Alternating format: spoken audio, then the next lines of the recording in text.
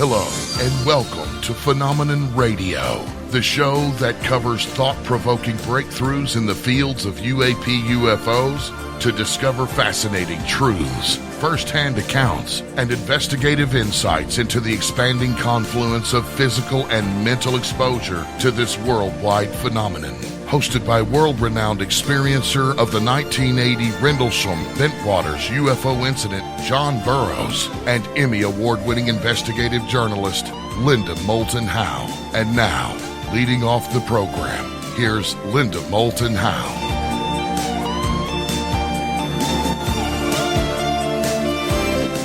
Years ago, from April 29th to May 3rd, 2013, there was a gathering of pilots, retired military, and investigators of unidentified aerial phenomena at the National Press Club in Washington, D.C. The event was described as a, quote, citizen hearing on disclosure, an unprecedented event about evidence indicating an extraterrestrial presence engaging the human race, close quote. Some 40 researchers, pilots, and military witnesses representing 10 countries presented 30 hours of testimony about the global UFO phenomena before 6 former members of the United States Congress. They included retired U.S. Senator Mike Gravel from Alaska, Merrill Cook, who served in 2 terms from January 1997 to 2001 as representative of the 2nd District surrounding Salt Lake City in Utah, and other former representatives Carolyn Kilpatrick, Roscoe Bartlett, Darlene Hooley, and Lynn Woolsey. The simulated congressional hearing was produced by Steve Bassett, director of the Paradigm Research Group, also known as PRG. PRG paid each of the 6 retired representatives $20,000 each to listen to and question those providing testimonies and hard data about the UFO phenomena. I was on several of the panels to present information about the evidence linking an alien presence to worldwide animal mutilations, human abductions, and the strict United States government policies of denial and cover-up since World War II about the alien presence. One of the military eyewitnesses was Phenomenon Radio host John Burroughs, who had twice encountered unidentified aerial phenomena at the once biggest NATO air base known as RAF Bentwaters, Woodbridge, and those dates were December 26th and 28, 1980. At the citizen hearing, John was struggling with heart and eye damage. He told the 6 former congressional members that he had been denied Veterans Administration medical benefits because his medical records from his U.S. Air Force duty at RAF Bentwaters Woodbridge were, quote, classified, close quote. That meant that John Burroughs and his doctors could not have John's medical records that were important to understand what John might have been exposed to in December 1980 that caused damage to his heart and eye tissues. As listeners to our previous Phenomenon Radio broadcast have heard, in the year 2000, the UK Ministry of Defence had a Project Condign that produced a UK eyes-only 460-page report. It was entitled, quote, Unidentified Aerial Phenomena in the UK Air Defence Region, Scientific and Technical Memorandum.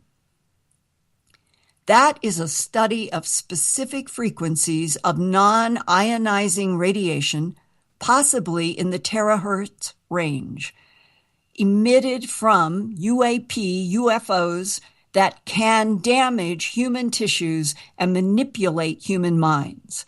John Burroughs was exposed twice to that UAP phenomena at RAF Bentwaters Woodbridge, which means he was exposed to the non-ionizing radiation discussed in the UK report as capable of damaging human tissues and manipulating human minds. And I have reported on Phenomenon Radio that Dr. Christopher Green, also known as Kit Green, confirmed in a public statement on March 13th, 2015, that he has worked the past half-century for the Central Intelligence Agency and can confirm that some military medical records are appropriately classified if they are entangled in special access programs known as SAPs, where revelation of medical records could compromise other highly classified CIA, NSA, DIA, NRO, or other intelligence and counterintelligence missions. Dr. Green concluded that he had firsthand information that John Burroughs' medical records from RAF Bentwaters Woodbridge in 1979 to 1982 are appropriately classified. Dr. Green also confirmed that he had personally seen 3 classified medical records in his long career of work for the CIA. Those are the medical records of Adolf Hitler, President John F. Kennedy, and U.S. Air Force Airman John Burroughs. John Burroughs would, in fact, have to undergo emergency open-heart surgery 7.5 months later, after the citizen hearing, and that surgery was December 18th, 2013.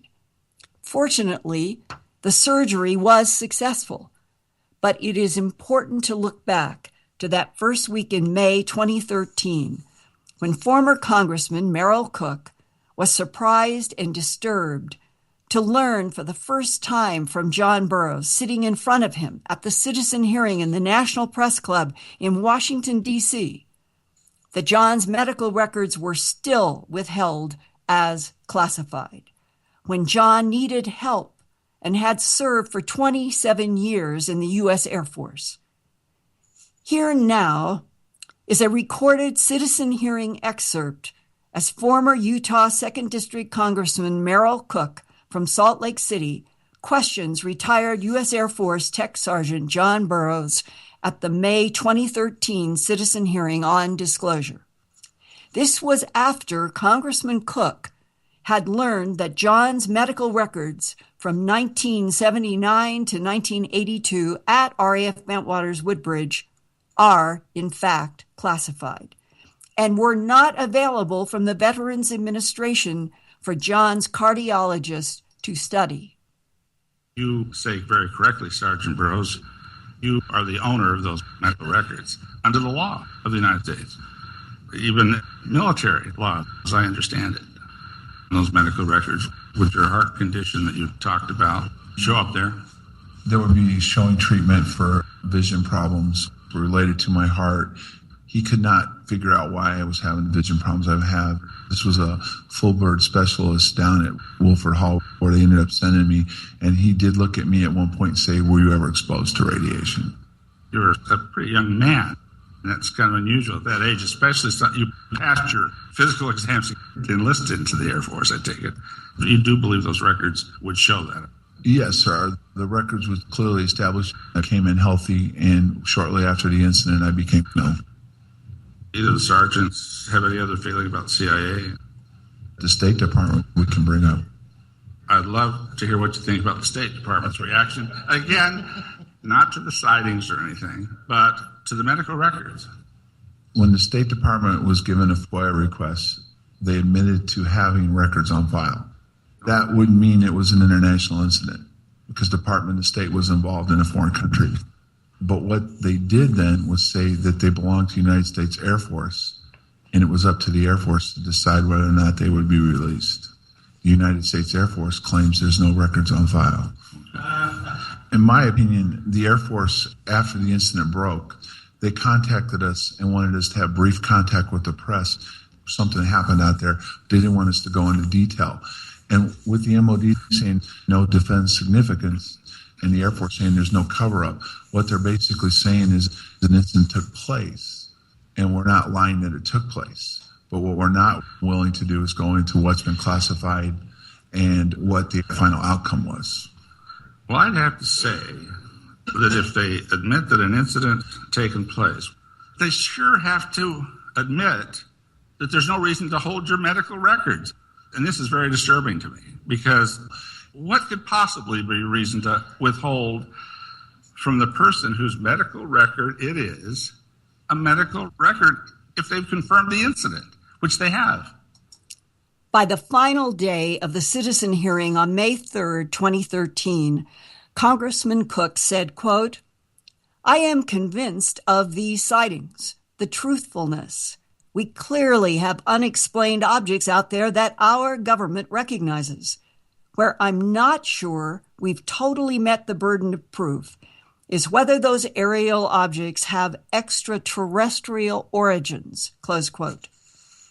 When we return with Phenomenon Radio after this short break, former Congressman Merrill Cook and citizen hearing producer Steve Bassett will join John and me to talk about what discussions former Congressman Cook has had with members of the current Congress about making classified VA medical records available to suffering military.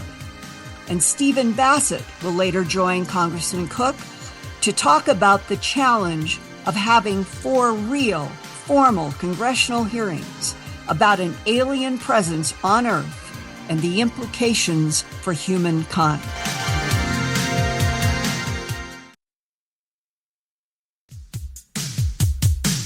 Welcome back to Phenomenon Radio, and thanks for joining us. Right now, Linda and John welcome two-term Utah Congressman Merrill Cook to the program. We'll begin the interview with Linda Moulton Howe. Linda, it's all yours. Thank you. And thank you, Merrill, for being with us tonight, because I am remembering back to that first week in May 2013, seeing you and the other 5 on that table with those of us trying to the best of our ability to present hard documents, firsthand testimonies about a phenomena that people inside of our government, whistleblowers, will call the alien presence, and us realizing that you and the other 5 former members of Congress were not familiar with what we were presenting, and that I specifically remember how you were affected by hearing the testimony of John Burroughs, Jim Peniston, and their attorney, Pat Frasconia, and that you yourself said, as I recall, that what you wanted to do after the citizen hearing on disclosure, to go and see if you could find out from sitting members in Congress in Washington or from anyone about what other action could be taken if the VA has classified on medical records that are necessary for service people to get correct medical procedures done, especially in the context of John Burroughs was suffering so badly in that first week of May that 7.5 months later, he would have to have open heart surgery, which people then did finally link to this non-ionizing radiation in UK at the RAF Bentwaters event. But for people in Congress who have been kept out of the loop, who know nothing about this, what kind of feedback have you gotten on the issue of classified medical records, which to this day, John Burroughs still does not have from 79 to 1982? Well, yes, thank you for the question, Linda. And I just want to say what a pleasure it is to be on the radio with you and with John. It's nice to hear your voices again, and I thoroughly enjoyed the chance to get to know both of you at the hearings. Now, I have been probably a half a dozen times to Washington since then, and I've had a chance to speak with colleagues that I do and some new ones, in fact, or new members of the Congress that have gotten there since. And I really haven't gotten a whole lot of satisfactory answers. I think John will probably remember that I had gotten a letter I think John and Sergeant Peniston had had kind of drafted, as I recall, some letters. I may have made some edits on the letters, and we got some letters going both to the Veterans Administration and also to President Obama,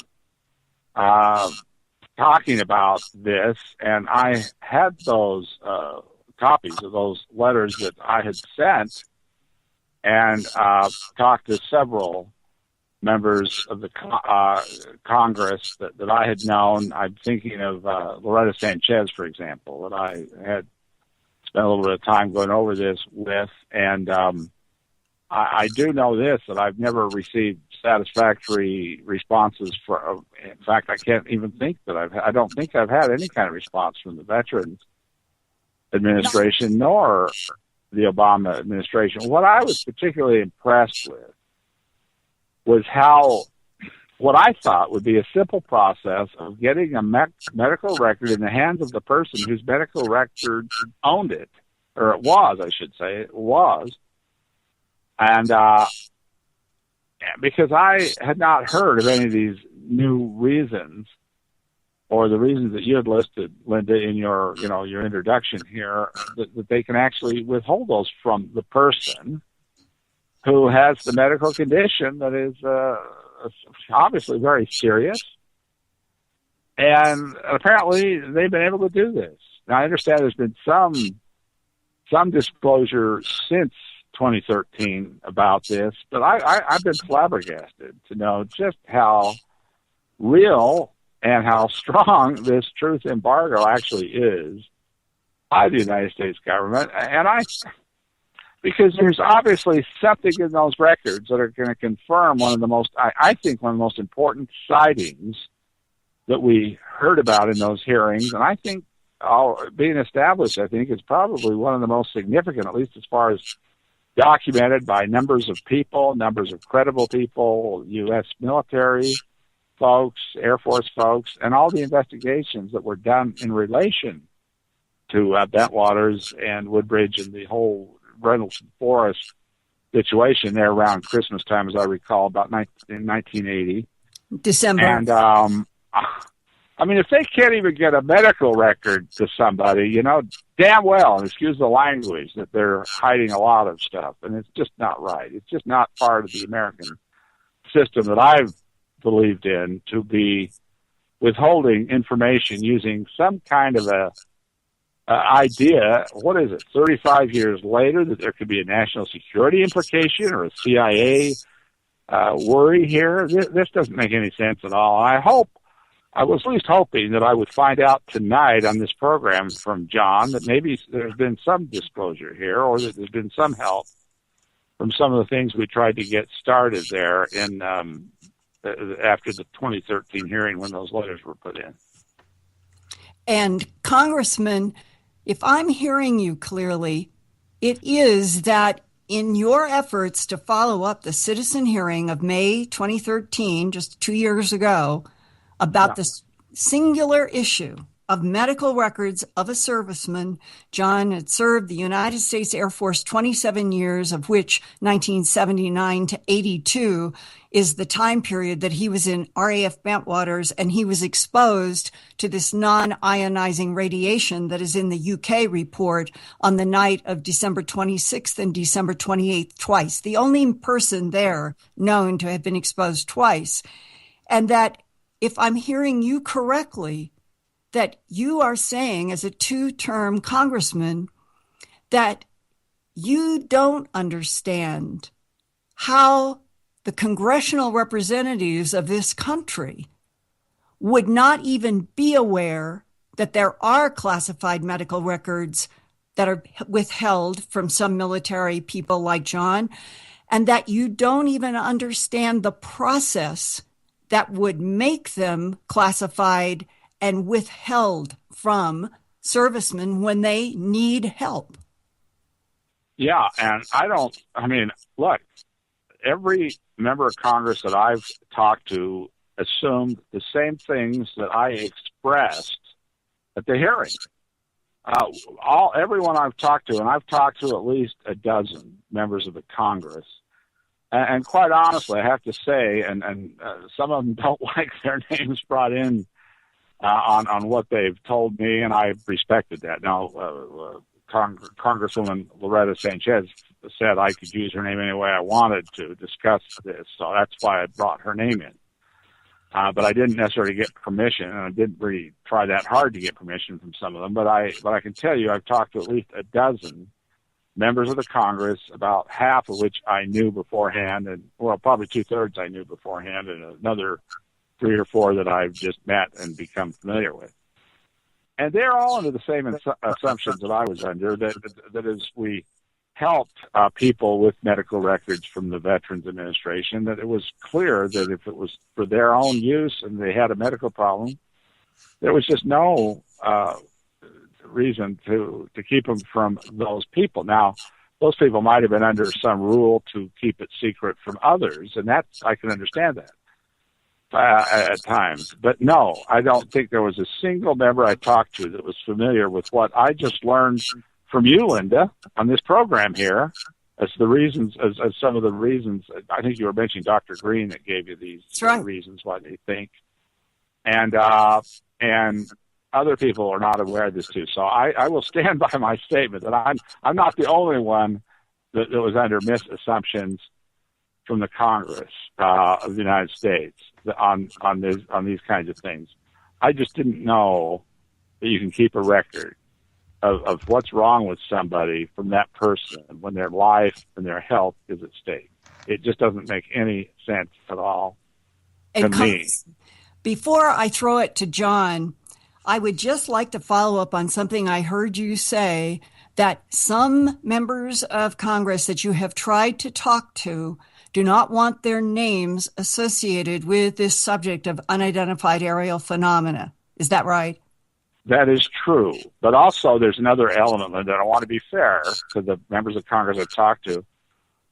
There's usually a kind of a general feeling in Congress that unless you gain permission beforehand with someone, you don't talk about private conversations to the outside world. So some of them, unless I got from, and some of them didn't necessarily say they didn't want to be involved with UFOs, but some certainly did. That they didn't want their names associated with the whole subject of UFO or unidentified aerial phenomena, any of those things. But in some cases, it's just that I'm respecting the tradition that Congress has generally had, where we don't go around saying, well, it's okay to say, yes, I heard from a member of Congress this or that, but because people are somewhat because sometimes communications get mixed up, you don't necessarily like to be attributing a statement secondhand, at least, from another member of Congress, and so we do respect each other's opinions. That we feel freer to express opinions under that general rule of how things operate back there. Well, but, the public doesn't know these things, and so this is one of the reasons why there's not a real clear communication going on from what Congress is actually doing and thinking and saying and to the American people. It's one of the reasons Congress is so poorly perceived these days and has been for some time. And Congressman, I know that you and members of Congress would have great respect for the Deputy Base Commander at RAF Bentwaters, Woodbridge, December 1980. His name is Colonel Charles Halt. And right. Here I want to share, because it is so important and relevant to this issue of how do we get not only Congress, but everyone everywhere to understand we're talking about hard facts, we are talking about hard phenomena, we are talking about scientific and technical reports that the UK government was able to produce a 460-page report about, and that here are quotes from the Deputy Base Commander, Charles Halt, as recently as July 11th, 2015. You and I are talking right now on August 20th. So this is a little more than a month ago. This is from Colonel Halt. He is speaking at the Woodbridge Community Hall in England, not very far from where all this phenomena happened 35 years ago. And here is what he said. Quote, I have confirmation that Bentwaters radar operators saw the object go across their 60 miles radar scope in 2 or 3 seconds. That's thousands of miles an hour. The object came back across their scope again, stopped near the water tower. They watched it and observed it go into the forest where we were. At Wattisham, they picked up what they called a bogey and lost it near Rendlesham Forest. Whatever was there was clearly under intelligent control, close quote. And the second very important quote from Deputy Base Commander in 1980, Colonel Charles Halt, was in his own June 25th, 2009 press release, also in England. Quote, I wish to make it perfectly clear that the UFOs that I saw were structured machines moving under intelligent control and operating beyond the realm of anything I have ever seen before or since. I believe the objects that I saw at close quarter were extraterrestrial in origin, and that the security services of both the United States and England were and have been complicit in trying to subvert the significance of what occurred at Rendlesham by use of well-practiced methods of disinformation, close quote. And that, sir, is why you in Congress never heard about this and had never heard of withheld classified medical records. And now I would like to throw it to my colleague and host, John Burroughs, and to thank you for having an open mind and wanting to pursue what I think is one of the most important, if not the most important subject on the planet. Thanks, Linda. Congressman, thanks for coming on board tonight. My pleasure. Okay, you asked if you wanted to hear what has happened since that hearing, and I'll give you a quick update, okay? Oh, please, I'd be most interested. Yeah, thank you. Okay, after the hearing, a few months went by. I did get evaluated initially by the VA as far as, what I claimed happened. What ended up happening is they denied my claim, and they denied my claim for two reasons. One, I wasn't in the Air Force when the incident happened. And what happened was someone altered my DD Form 214 showing I didn't come in the Air Force until 1982. Okay. Well, you were clearly in the Air Force when it happened, right, John? Yes, I was. No, not only that, but see, when this all went down, they were Senator McCain's office presented him with my pay records and a bunch of documents supporting the fact that I was in. Even after that all happened, it went straight to AFRPC, which is headquarters, for the Air Force, and they told the senator his office, including an email, that I was not in the Air Force. So therefore, what I was claiming couldn't have taken place. The second thing that happened was my medical records. They said there was no medical records for me during that time frame. Okay, well, that didn't sit well with Senator McCain. Okay, and so they lied on the FOIA to Senator McCain's office on what they had in my case file. So eventually some of that they were willing to release to Senator McCain and myself. One of the interesting things in it was the letters were in there in my case file that you guys put together and sent to President Obama and to the VA. And there were two different letters. So one came from the president's office and from the head of the VA. So they both got on my case file. The second thing that was going on was we learned that there is a classified section. It's special operations that's out of the D.C. area, and they do control medical records involving classified operations. So therefore, that's where, and not only that, but Senator McCain was involved, but then Senator Sanders got involved. And both of them came back after reaching out there and said, there's no doubt your medical records are classified. Okay. But the VA would not answer in FOIA, and they never have, whether or not they reached out and confirmed or not whether my medical records were classified. So I eventually established after about 6 weeks that I was in the Air Force, even though it was clear I was from the beginning. But to this day, my records will not be released or acknowledge where they are and what they're doing with them overall. And what I mean by that is the VA won't answer it, but both senators' offices clearly said they were classified. Wow. And of course, I mean, there's absolute proof that you were Airman First Class John Burroughs in 1980. I mean, am I right about that? I mean, no, there was clearly proof, and that's kind of what set this all in motion. Where I mean, you've dealt with constituents contact you on stuff. When Senator Howe got in the middle of it, he retired before he could finish it, so it got passed on to Senator McCain's office. But you know how you get this stuff in and you look at it and you kind of look at it like with out of the corner of your eye, like, wait a minute, some of this just, I can't believe this is going on. But when they actually came back and what they did was they altered my DD Form 214. The one they presented as evidence was from 1982.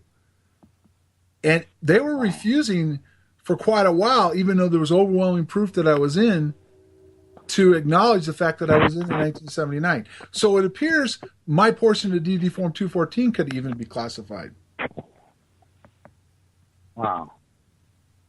Well, I think this is one of the clearest I mean, you can't even argue with the fact that there's been a significant cover-up. I mean, they might say, medical record of one person, that's a small matter. It's no small matter. This, in my opinion, back at the hearing, and I think I expressed something like this. I'm probably not saying it the way I said it a couple of years ago, but this could be the hole in the dike that brings that truth embargo tumbling down. I mean, this is such an obvious case of changing and covering up and excusing and making up and hiding, and it's just so obvious to me, and it's got to be obvious to anybody that objectively looks at this. And Congressman, then what can you or anyone do to try to provoke a real and genuine and truly inquiring congressional hearing into what has been manipulation of budgets, manipulation of intel, manipulation of the entire American public since World War II, for the media and everyone to walk away from the UFO phenomenon while the underbelly of our government has been amassing and spending huge amounts of money to investigate, research, and in this case, withhold medical records because they would compromise special access projects related to extraterrestrial biological entities on this planet. How do we get a real hearing?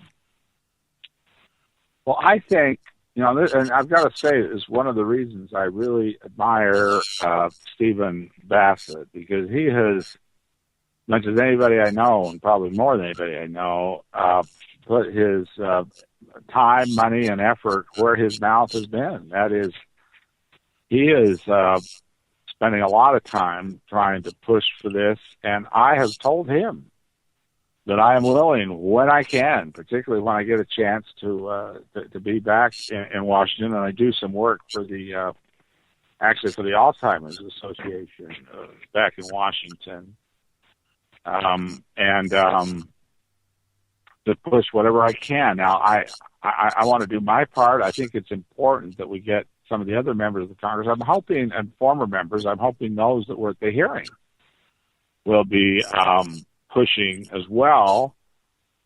Linda, it's a tough question you ask, and to tell you the truth, as important as this is, I'll have to admit I haven't done as much as I wished I could, but I'm going to try to continue to do more, and I think the best I can do is to push when I can and to bring it up and to talk to a lot more members of the Congress than I already have, which, as I mentioned, about 12 or 14 about this sort of thing and about this situation. Is all we can do is just keep trying. But when I was on the radio today here in Salt Lake hosting an evening program, and I made the point that is all I can do in this whole area is to try. I just wished, that we could get the government to be honest. It's all we can do is try to get them to be honest and do our best and keep fighting and keep up the pressure. And I appreciate it. I can't remember whether it was John who said it to me or James Peniston who said it to me while I was there. They said that they perceived that I was somebody that really liked to get into this and not just talk about something but follow through. And I think not as much as I would have liked to, but I think I have followed through and continued to try to get more information, more help on this whole medical record question of both Burroughs and Peniston and what happened there at Rendlesham Forest. I think if only, I don't know, Linda, you probably know a lot more than I would about how many people are even aware of this here in the United States, of what happened at Rendlesham Forest in 1980. And, but boy, I wish this whole story were better known to the public, because as I talk to folks around, they're not totally aware of it. It's not as well known, and it should be, I think, as Roswell and some of the other incidents, because there's probably even as many or more eyewitnesses and investigation and really hardcore work that's been done. And I particularly appreciate what Nick Pope has been doing in getting his book. I know he's written the book, and his total investigation of this whole thing at Rendlesham Forest. And I just think it's a matter, I think, what can we do? One thing, Linda, I think, is to get the general public a lot more aware of the entire Rendlesham Forest situation and what happened in 1980. And because maybe, I don't know if John agrees with me or not, but not enough people even know about it yet here in the United States. And I think that it's gaining traction. But before we go on, I wanted to give you one more little piece of the puzzle, okay? Oh, please. Finally, after all this went down, okay, and there was even some more things that went on, because there was almost like a negotiation when I was Senator McCain's office on what they were going to do with me. And at one point, there seemed to have been an agreement reached, and then all of a sudden all my records disappeared. All that stuff disappeared. I don't know if you ever dealt with cases like that, but some kind of agreement was being reached, and then all of a sudden nothing happened. And when it was re-inquired, the agreement disappeared. And it went to the IG within the VA, and there were people in the Phoenix office that were just shaking their heads, because, first of all, they said when they looked at my stuff that I clearly was involved in something classified. And number two, the heat was going to come down on them for my stuff disappearing on an agreement that was being formed that went up higher and somehow disappeared. Well, eventually, through Senator McCain's work, I will tell you this. I got the surgery, which saved my life. And, I go back to the work at the Citizens Hearing that brought this to light, and the letters you sent helped put pressure. And they settled with me for disability. Now, what was interesting, and we put out a press release saying it was done de facto, in some ways, what's come down to it is because my case was presented and they denied it initially on the fact that I wasn't on active duty, and the fact was that therefore I couldn't have gotten injured. They had to come back and admit I was, and then the evidence presented to include the letters from you guys, the declassified Project Condign report, the memo, and all this other stuff. They had to grant me disability based on the fact that I was injured in the line of duty. Not only that, but I was injured in what happened in Rendlesham Forest. So we really do have something to work with as far as the fact that Congress could look at this and say, well, actually, we've actually somewhat admitted that this is going on and somebody was injured by it. But the problem is just not enough traction has happened from it afterwards to keep the ball rolling.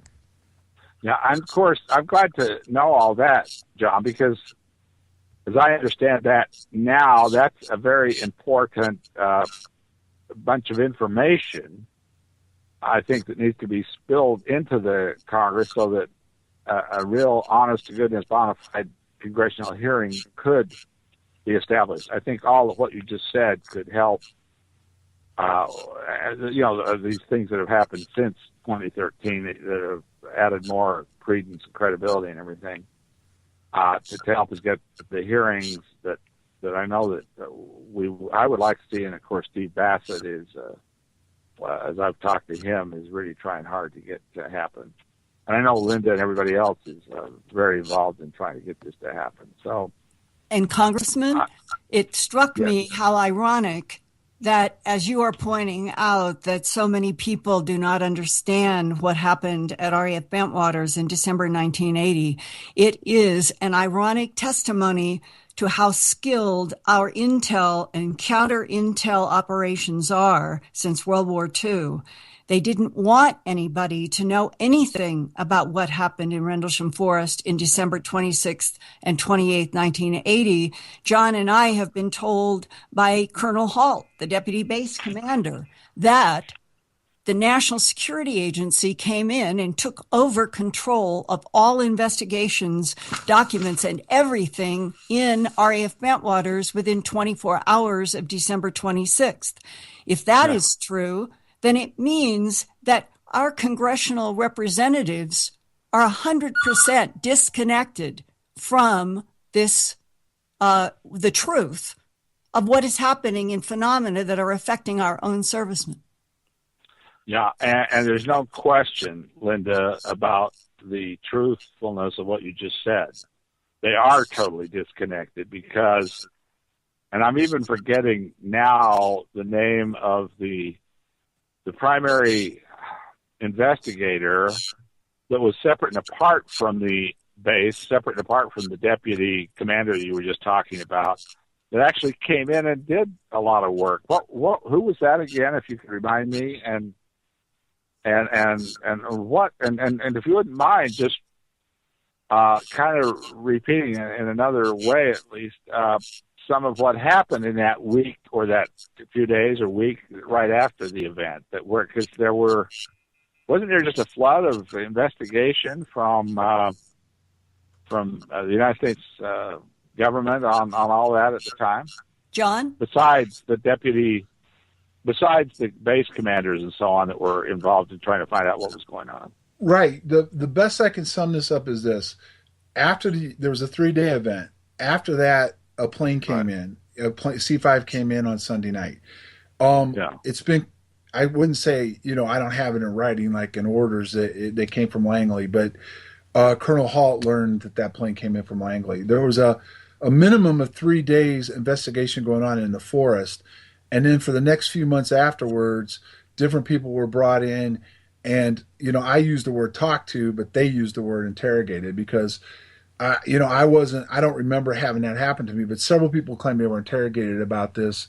And they mentioned names like Navy intelligence, possibly CIA, definitely OSI, and possibly DIA were all involved in this on what we were dealing with. And in fact, the declassified documents that the British declassified Project Condign, they talk a little bit about why the interest would be, why they would be coming on, that there's no doubt there's a phenomenon that exists, what it can do, and the fact that here's the key, and I'd like you to comment on that if you would. What's clear in this declassified report is one of the reasons why this is being held back and being held so secretly is there's a race by all the major players in the world to weaponize this phenomenon, the technology behind it, and whoever gets that done first will control everything. Well, I can understand that. That's probably right. I think you've hit the nail on the head there, John. And I get it. Okay, I see what you're saying there, and it's quite interesting. It's it's scary too in a way. So it's scary, but now would that not? Because here's the problem. I get it, people like to make fun of this, but this is real. They're not only military people encountering this to get injured, but civilians are too. And there's a fine line between national security and taking care of people that have had this happen to them, including the military and civilians, and giving them an idea of what they're dealing with. And I think it's time that the Congress takes it serious and doesn't run away from it and is not afraid of it. And if it is national security, that's fine, but there can still be some kind of effort made forward to let the people really have an idea of what we're dealing with and what's going on and what to be concerned about. It's how do we get back to a government of, by, and for the people? Well, that is the that is the main question, and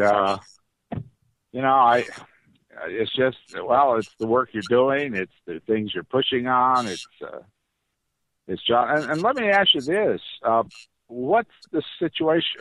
Where's Sergeant Peniston these days, and is he involved also in?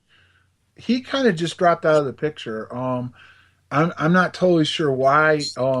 At one point, he did make a posting maybe a year ago or so, that he said that somehow he was threatened after these hearings, and pretty much after that, he kind of dropped out of all of this, and has kept a low profile since.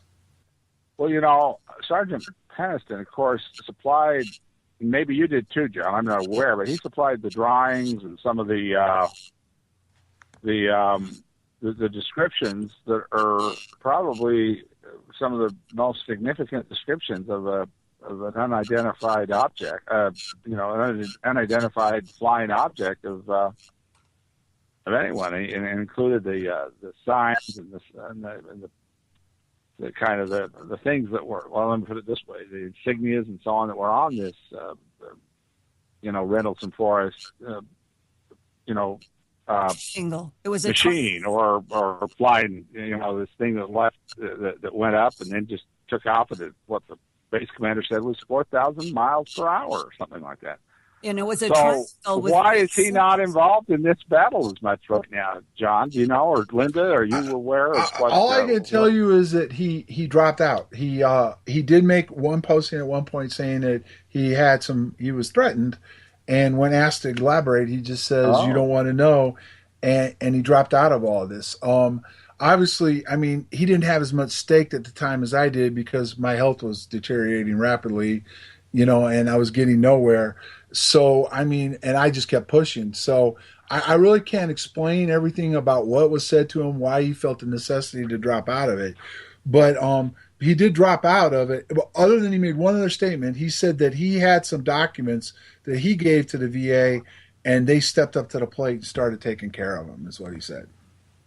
Oh, really? That's yeah. Well, I mean, but, I was impressed with James Peniston when I met him there, and I still am, of course. I mean, I think his drawings, his information, and so I'm not trying to in any way, don't interpret this as at all negative against him or anything, because I just don't. But I'm surprised because he seems so much with you, John, and when I talked to both of you together, I thought you'd both be pushing exactly the same way. But something, I understand threats. I understand people backing away when the threat, and then I also understand how the CIA can make life very good for those that want to cooperate. And that's, can I use the word on your program? That's just, I won't use it, but I'll just say a lot of baloney. Yeah. Normally I would have another kind of a BS word out of my mouth, but this is so wrong when the CIA is buying their support by getting people to back off what they know to be true. And this is just, let me use the expression horsepucky, okay? Because I won't say the bad words here on the radio. Yeah. But this is not right. This is outrageous to me. And what I thought was a simple way of opening up a little bit of a hole in the dike of what Steve Bassett likes to shrine or call, I should say, the truth embargo.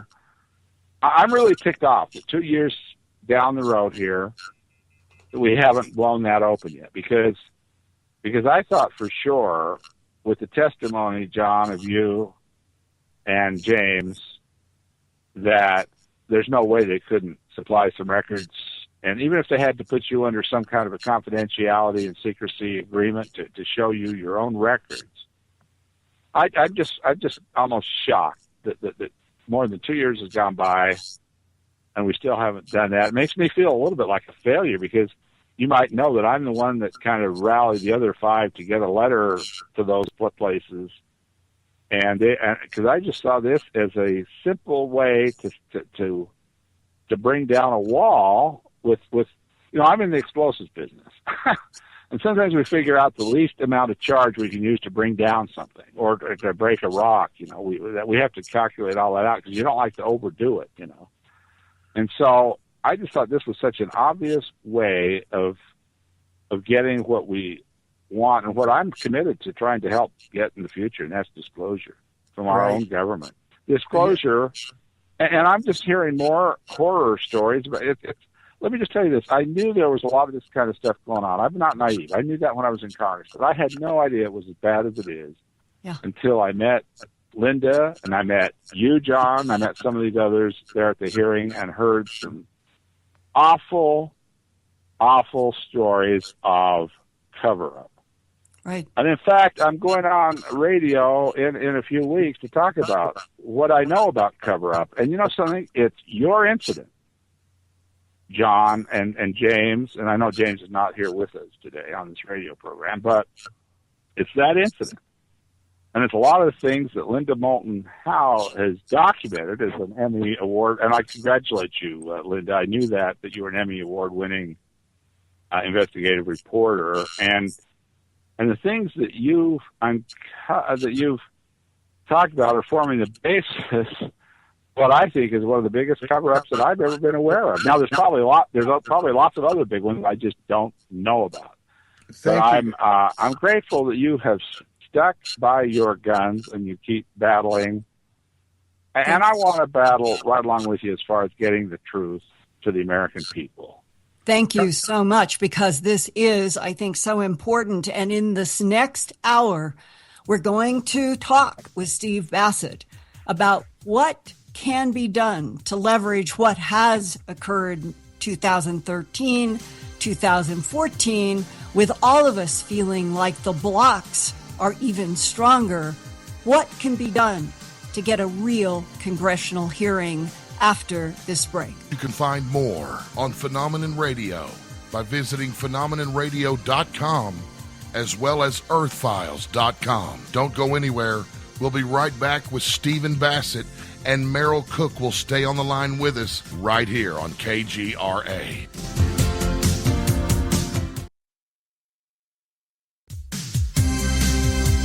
Welcome back to Phenomenon Radio right here on KGRAradio.com. John Burroughs, Linda Moulton Howe, Congressman Merrill Cook, and now Stephen Bassett of the Paradigm Research Group joins the show. And to bring us back, here's Linda Moulton Howe. Thanks, and welcome, Steve, to Phenomenon Radio. In that first hour, Congressman Cook was underscoring how surprised that he has been that there is as little knowledge among congressional people as there is, not just about the UFO phenomena and how many want to back away from it, do not want their names associated with it, but that when it comes to something as significant historically as the RAF Bentwaters Woodbridge phenomena, he finds that very few people in Congress even know what he has been talking about when he has approached them. You have been trying since May of 2013, after the citizen hearing on disclosure, to try to reach more congressional people.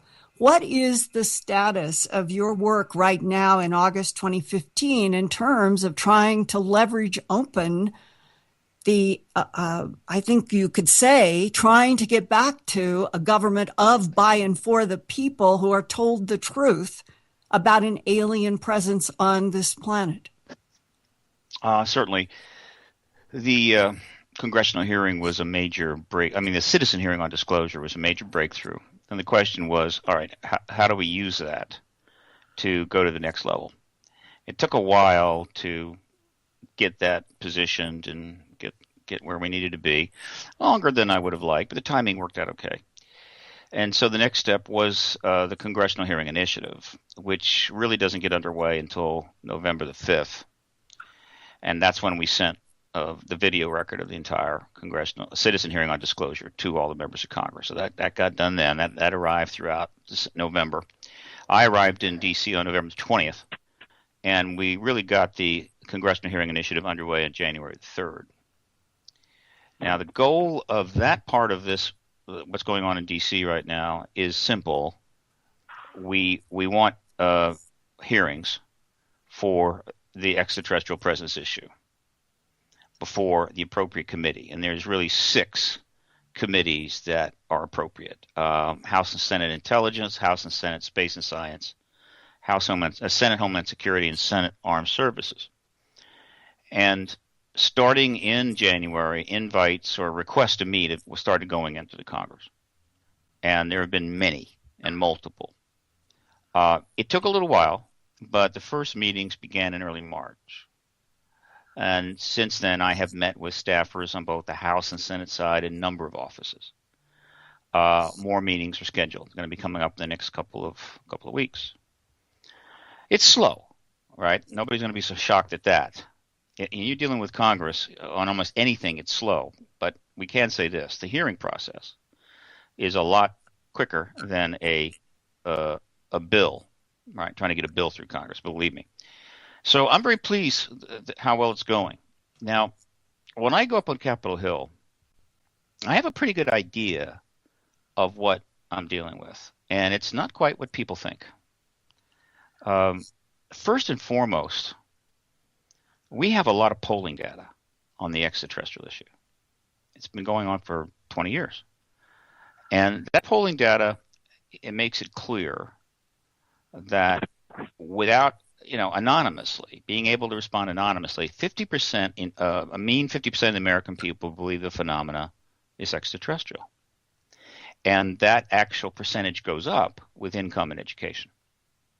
So it's above 50% for higher income, higher education. So when I walk up in the Hill, which has about 10,000 staffers, I already know that 50+% of all of those staffers on the Hill personally believe this phenomenon is extraterrestrial. They're no different than the general public. In fact, they would be in the higher percentage level. All right, so that's number one. If you want to get really funky, if the 2% figure for contactees proves true, then there's 200 contactees in the congressional staff. So that's first and foremost. I already know that going up. Okay. As I've met with the people on the Hill, and the others have had the same experience, I've had a number of them say, yeah, I'm totally down with this. Oh, yeah, I've been interested in this my whole life. Not surprised at that. All right. Now, one of the reasons they tell me that, and Merrill was certainly, Merrill's already commented on this, is that I understand the protocols of the Congress, and I understand the protocols of this process. I'm a registered lobbyist, and so I let them know right away that all of our conversations are confidential until permission is granted otherwise, and then I'm not going to be naming names to anybody, certainly not the press. And because if you do, the doors will close. All right. Exactly. So that's true. Once they sort of know that I'm not going to be naming names, they let their hair down a little bit. So, so wait a minute. If that's the case, then why isn't this just moving forward? There's a truth embargo in place. The government's worked very hard to create a truth embargo that now kind of operates on its own. It's almost got its own momentum. It's very powerful, very effective, and it's locked the thing up. Okay? And that's the circumstance. That's the situation. And the advocacy process is all about circumventing that or punching through it and breaking this issue out. So it's not that complicated.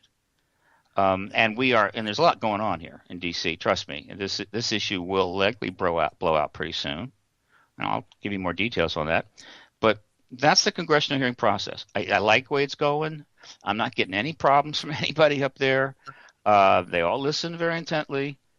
I'm laying in the kindling, but it's going to take something strong happening elsewhere to probably trigger a real fast, rapid congressional hearing development.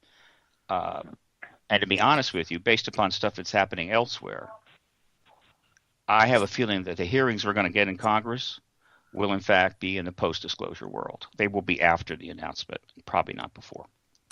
Steve, have you talked with John Podesta in the last few months about, one, his announcement after leaving the White House to go be a campaign manager for Hillary Clinton, that he said that one of his greatest disappointments was that they had not been able to reveal the what is behind the UFO phenomena. And then later on, he made another comment politically about the UFO phenomena. And it is as if John Podesta, even as a campaign manager with Hillary Clinton, keeps trying to signal to, in a public way through tweets, that he is saying there is something very substantial to the UFO phenomena issue. Well, first of all, John Podesta, at this point in time, by dint of history, is the pivot man on all this. And I think that will prove out. Why?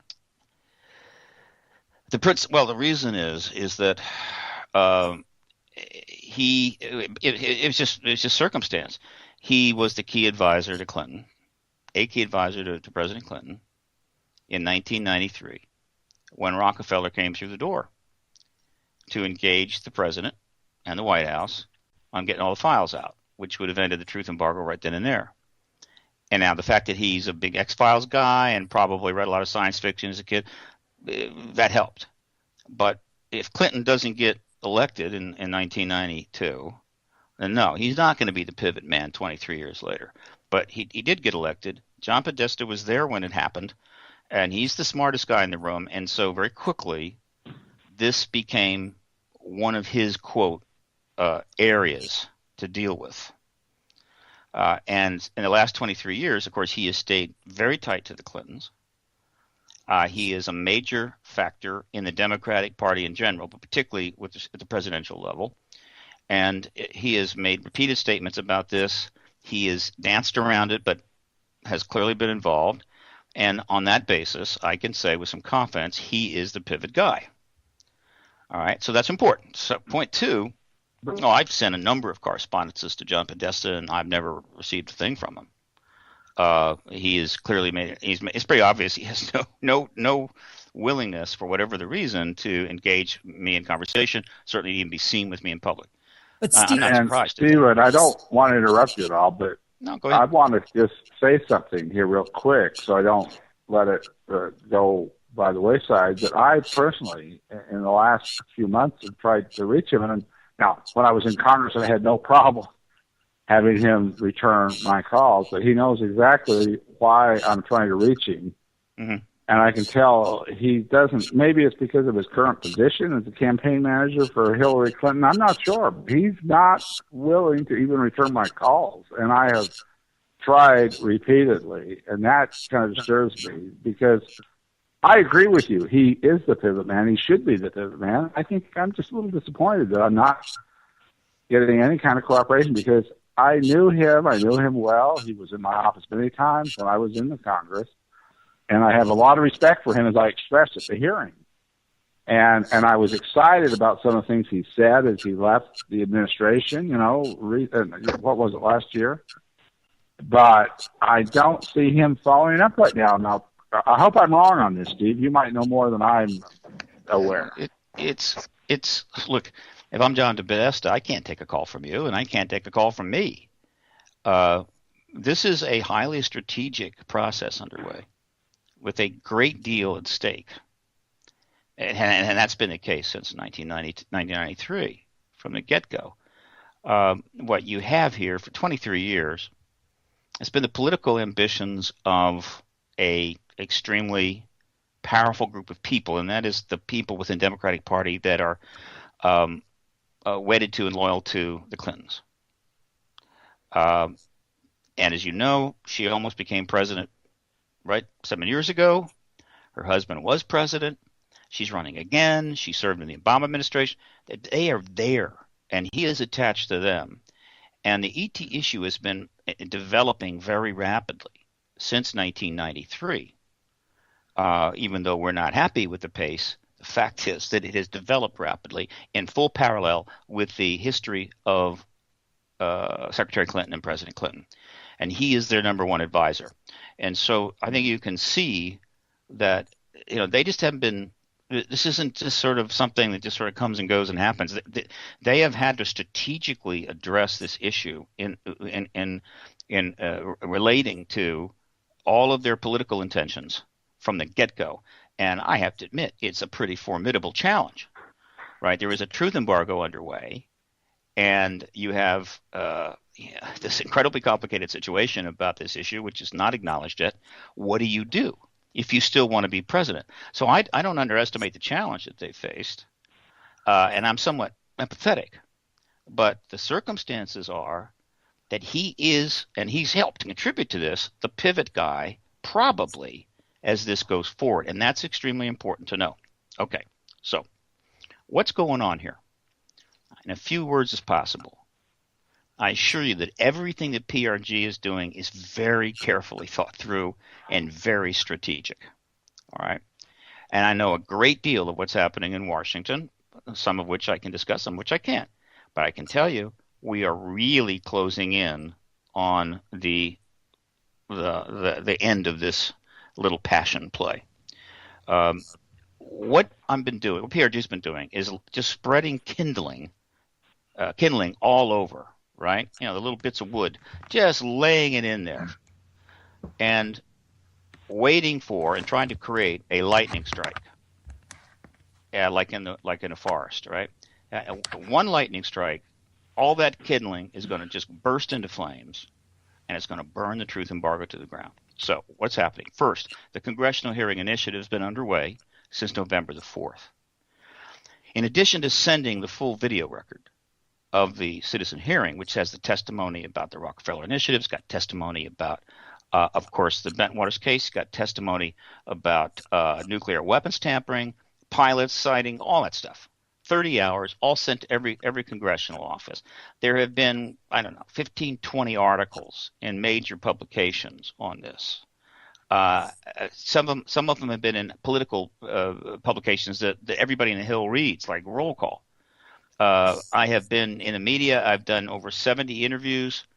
I assure you that a major portion of the congressional staff on the Hill know that this Congressional Hearing Initiative is underway and what it entails, right? So that's known. It's out there.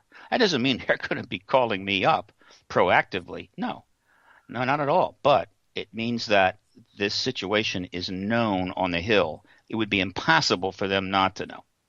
At the same time, that has been going on. The real I guess you could say focus, or the most intense focus, has been on the political campaign, the presidential campaign of 2015, which is the most bizarre, most interesting I've ever seen in my lifetime. Right.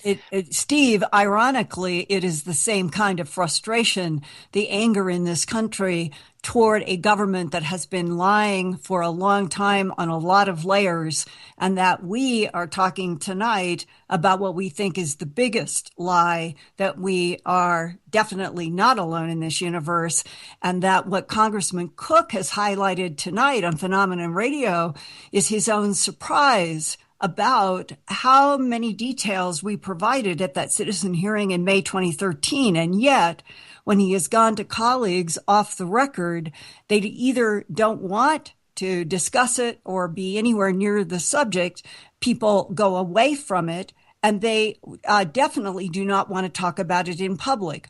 What in the world could shift that?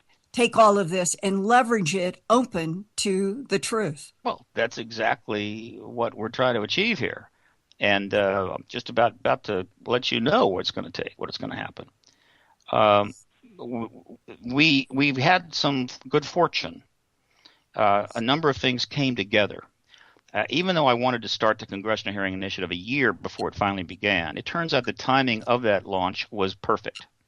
Because what has happened is that this campaign, this particular presidential election campaign, is when the anger and frustration of the American people with the political process, with the secrecy, the mendacity, the dysfunction, is coming to a head, right?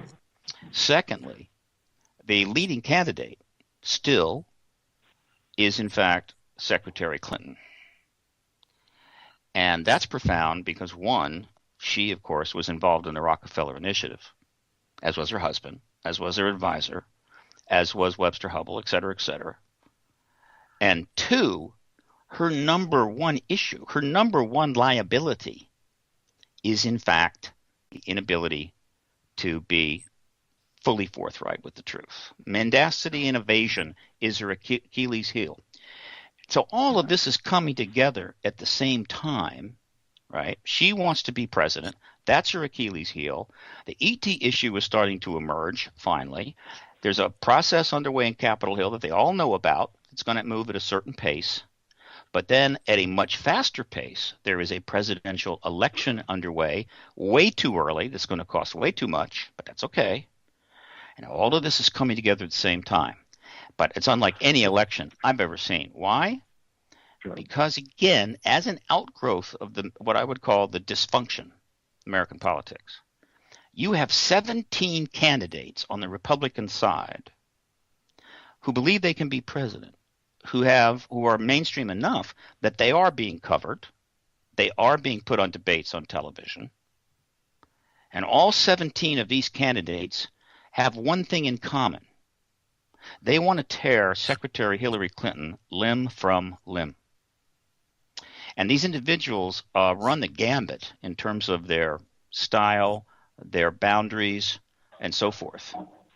And so what we have now, as opposed to 2008, when the Rockefeller Initiative did come up, I brought it up on Fox News, is that instead of her being up against Barack Obama and McCain, right? McCain, a obviously war hero with that long history, connection to the Pentagon.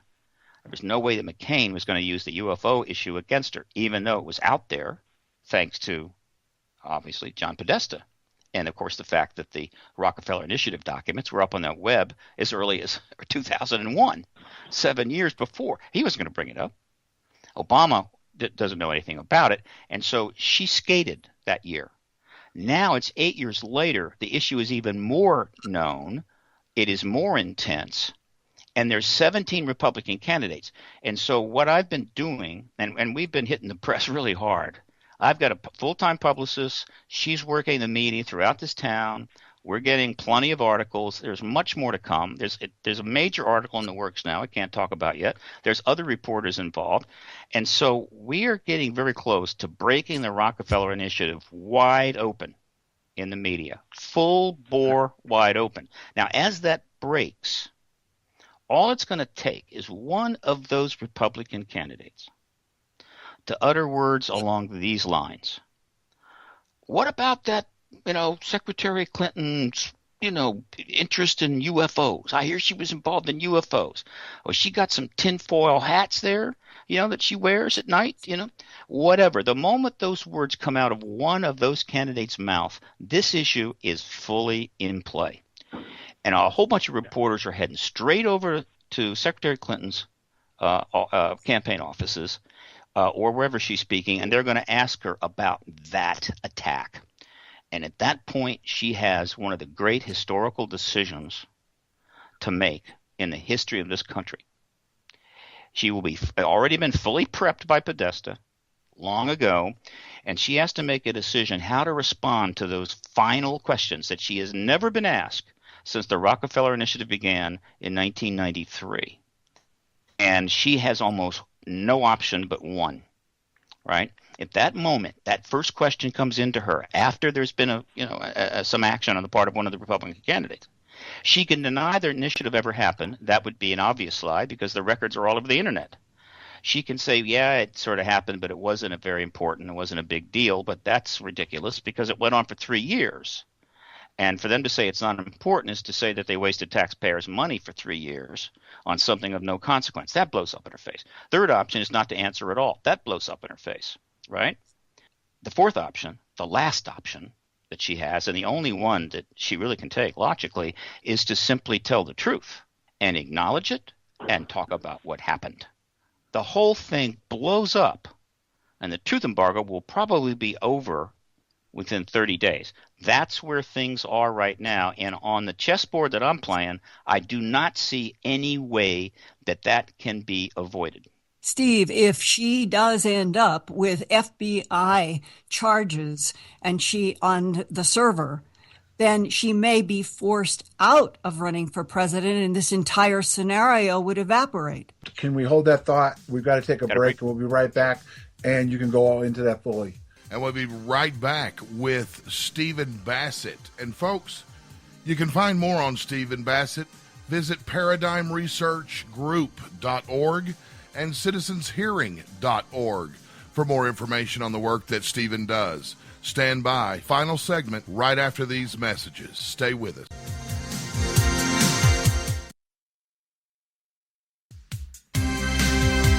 Welcome back, and thank you for staying with us here on Phenomenon Radio.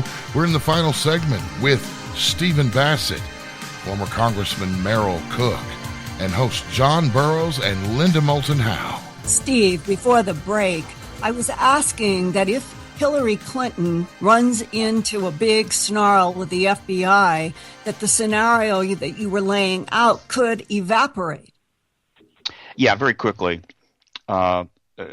Secretary Clinton still is the leading candidate. She still beats all other candidates in the polls. However, her campaign is getting into deep trouble.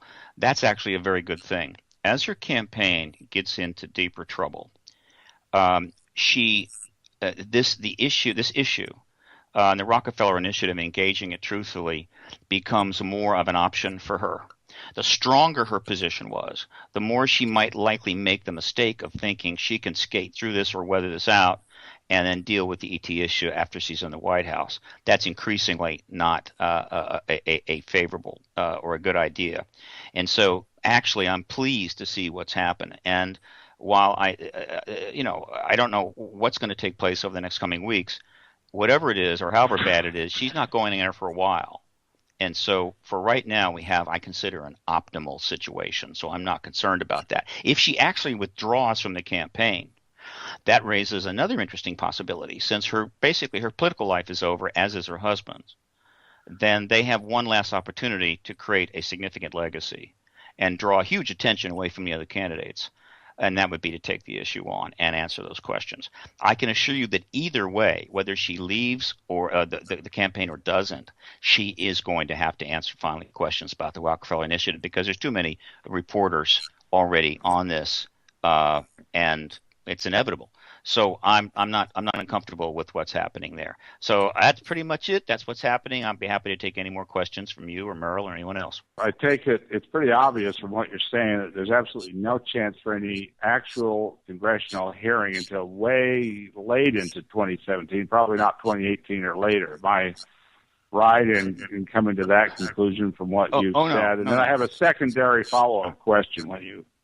As you know, a congressional hearing can be called at any time. All it takes is a chair. Well, of course, but I'm talking about the realistic chance of getting it. There's probably no chance before the election, right? Let me put it this way.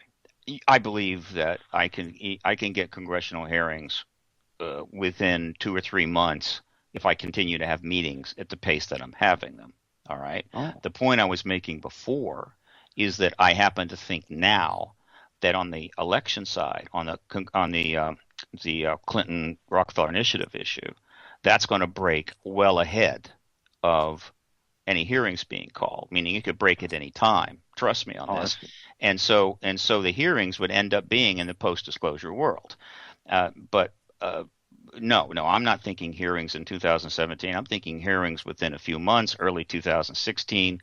Oh, okay. Well, I'm glad I asked that then to clarify that, at least in my mind, on what you were saying there. But then also comment, Steve, if you will, about what happens, for example, if Trump continues his rise and actually wins the presidency, or any other of the Republicans that could win. I'm not asking this just because I'm Republican. I'm asking this because for the first time in the last year or two, I think somebody besides Hillary could actually win the presidency.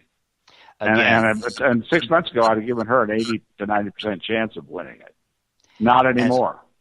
As any of the Republican candidates get more attention more press, become stronger, then the situation for Secretary Clinton grows more obvious.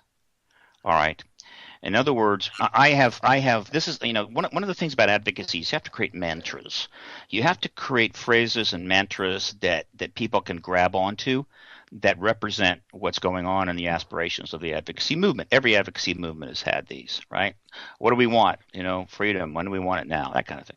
One of the mantras is, if Congress won't do its job, the people will. Another mantra is, it's no longer just about lights in the sky, it's about lies on the ground.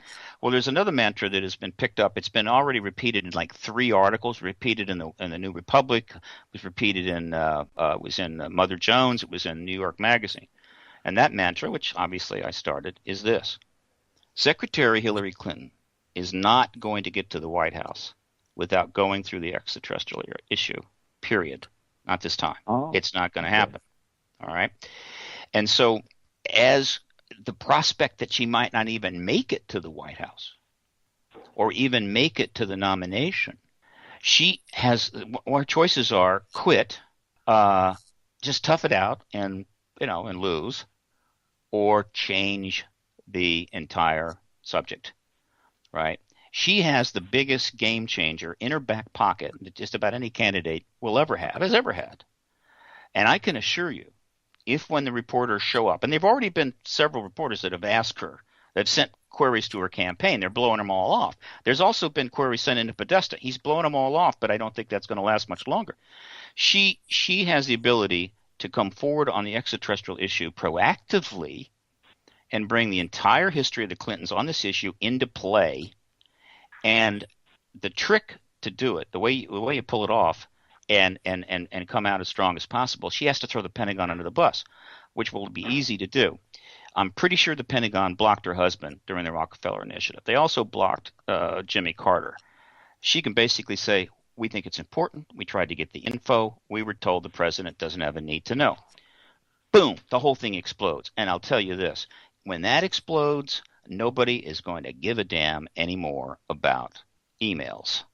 All right? The reporters will line up 8 deep, and all they're going to want to know is, what about this extraterrestrial thing? Why did you get involved? That is a game changer.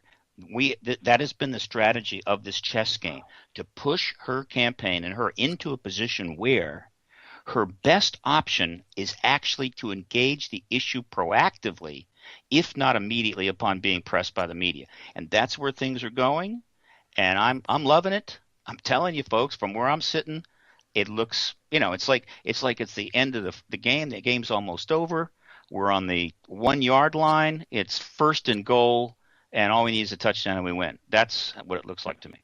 Do you have any sense, Stephen, what Donald Trump, do anything in his history, anything you studied with him, what his attitude or feeling or willingness? He seems like he's kind of telling people, at least as being perceived as telling people, like, Sure. telling them what it is. And so what I'm just wondering, is he likely to, is there anything in his background that you're aware of? I'm not. I just was interested if you know of anything that might indicate more forthcoming information and help on breaking down the truth embargo. Oh, first, no. There is no record of Donald Trump ever saying anything about this. That's point number one. Point number two, Donald Trump has clearly established himself as somebody who'll say whatever the hell he wants about anything he wants. Right. And three, since the Congressional Hearing Initiative was launched on November the 5th, PRG has, I guess you could say, a tweet team. This is a group of people around the world that have been involved in a social media campaign. Since November the 5th, we generated somewhere above 2 million tweets. And the targets for these tweets, with links and copies to POTUS and everything else, have been initially the entire 535 members of Congress. Now it's down to about 110, as well as 400 media addresses, top political media addresses, and all 17 of the political candidates, including Trump. 2 million tweets. And so I assure you that stuff is bouncing around their offices. It's bouncing around in play. And the moment it gets to the next level, and there's a couple of articles coming out that could do that, Trump may make a call on this. We'll see. But again, the beauty of this No, situation. part of his style, in other words, but nothing you know specifically that he's ever said, right? I mean, No, he's never said anything. But the beauty of the circumstances is we got 17 candidates, and we only need one of them to take it on. Just one. Is there any Republican that is on the record or said anything that you know of? On the Republican side, no, not at all. Okay. Yes, Lynn. I was going to ask Steve, what do you think would happen if you or somebody made a presentation to Donald Trump about the fact that extraterrestrials are real, an alien presence, there are documents, and if he ran with this because he doesn't care what he says, then maybe he could do the one who makes the biggest breakthrough? Well, I assure you, I would meet with any of the candidates at any time, and I would meet with any of their staffers at any time, should they reach out to me. There's really no way that I can, how would you say, get inside there. Meaning I can't call them up and work out a meeting. Unless they're interested, it would be a waste of time. But I'm prepared to do that. If in fact, say, one of the candidates, let's say Trump, were to reach out through one of his staff, and I met with one of the staff and then met privately with him and brought him up to speed, and he made the decision, I'm going to take this one on too, and he did, that would probably be it. It would totally it would be the lightning strike that I've been waiting for, that will set all the kindling on fire we've been laying out for not just since November. This kindling has been accumulating in this town since 1947. All right, think of it as like California right now, right? One lightning strike and the whole damn state's on fire.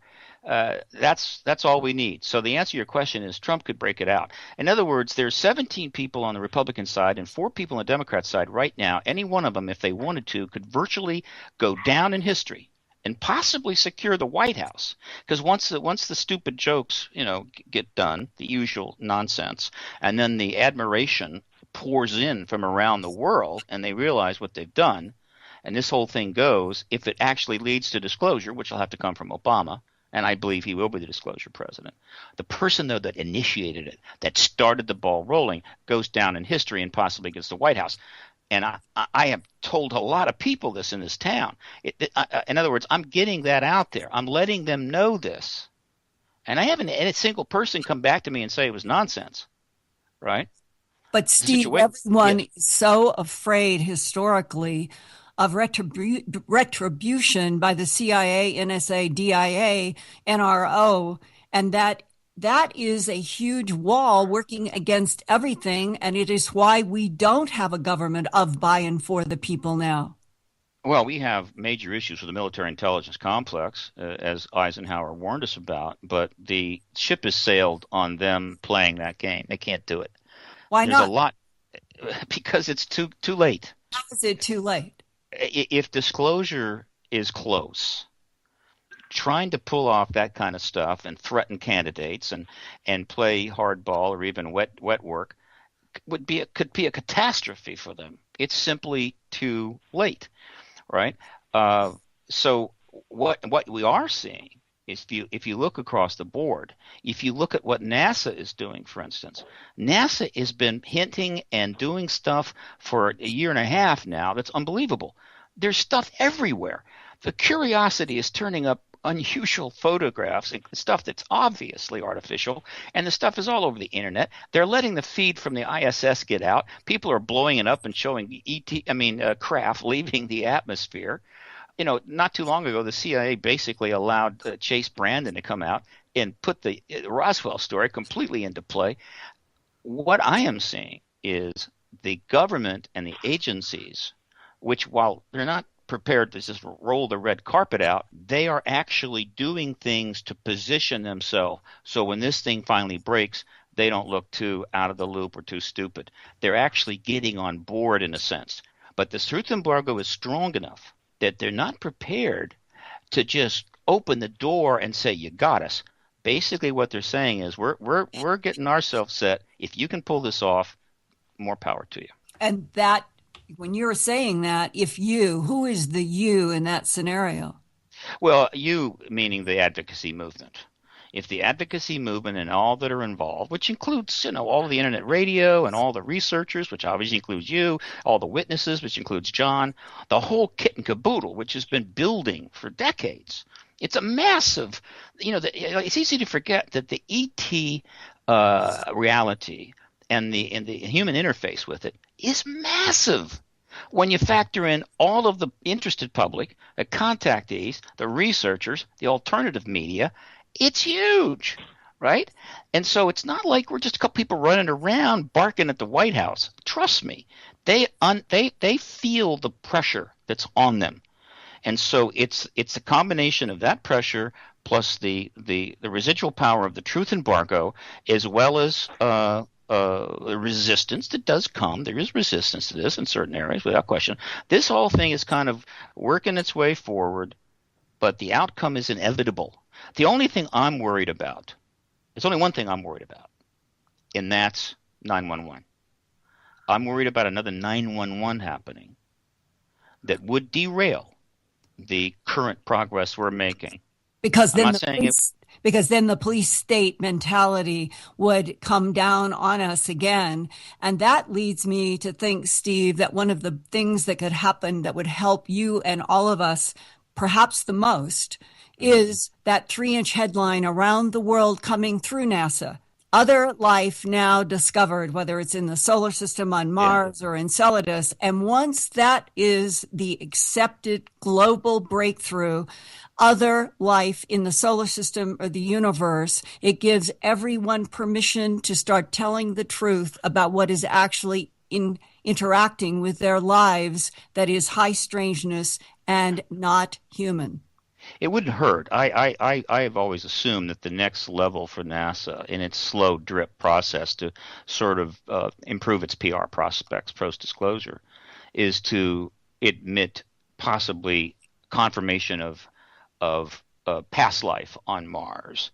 They might go a little bit further and say, yeah, there's clearly some actual life on Mars, minuscule little microbial stuff. Something like that wouldn't surprise me. It wouldn't hurt. It wouldn't trigger disclosure in and of itself. But when you look at the broad picture, which is what I do, that's my job, whether it's the Catholic Church or NASA or CIA or anything else, when you look at the broad picture, what you see is a whole lot of preparation for disclosure. That's what's going on, with very little indications at all of what I would call blunt force resistance. It's just not there. They don't want to talk about it, can't talk publicly yet. Nobody wants to be first. I get that. Nothing unusual about that. But of course, some people have been first. Edgar Mitchell is still talking. Merrill Cook is still talking. But again, we're close, right? We're close. It could happen at any moment. I'm telling everybody in my world, you need to be ready for disclosure tomorrow. Start thinking about how you're going to handle that. Start thinking about what you're going to do post-disclosure. What is your role? How can you get involved? Get ready. Don't be blindsided by this, right? And that's the best I can do. That's all I can do. If I'm wrong, I'm wrong. But if I'm right, getting prepared, thinking about it will be very useful for everybody. And Steve, Linda, we're out of time. Steve, I want to thank you and Merrill for coming on tonight. It was a great show. We're here for you to help you any way you can, and keep up the good work. Thank you so much. Linda, my admiration for you has grown ever since I met you back in Washington. Thank you. You do a great job. And John, just keep hanging in there, keep fighting the fight. And so I've been very impressed with all of that. I agree. And Race, take us forward in time to next week's show. Thanks, John. Next Thursday night on Phenomenon Radio, on his very first live radio interview ever, retired Air Force Sergeant Adrian Bastenza will join John and Linda to discuss what he saw at Mather Air Force Base, and as well as his sightings and experience at RAF Woodbridge in 1980. You don't want to miss this first-time live radio interview ever in history. For Linda Moulton Howe, John Burroughs, I want to thank two-time Utah Congressman Merrill Cook, as well as Paradigm Research Group's Stephen Bassett for coming to the show. Stay tuned for 3 hours of live radio with Jimmy Church and Fade to Black coming up next, right here exclusively on KGRAradio.com.